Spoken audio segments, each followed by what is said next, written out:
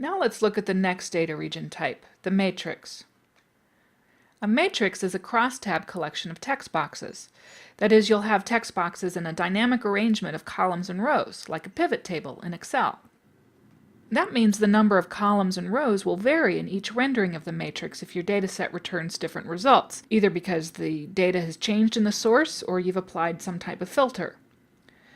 So for dynamic row groups, the matrix will display one row per instance of the group defined. Likewise, for dynamic column groups, you'll get one column per instance defined. Notice that you don't see any detail rows in a matrix.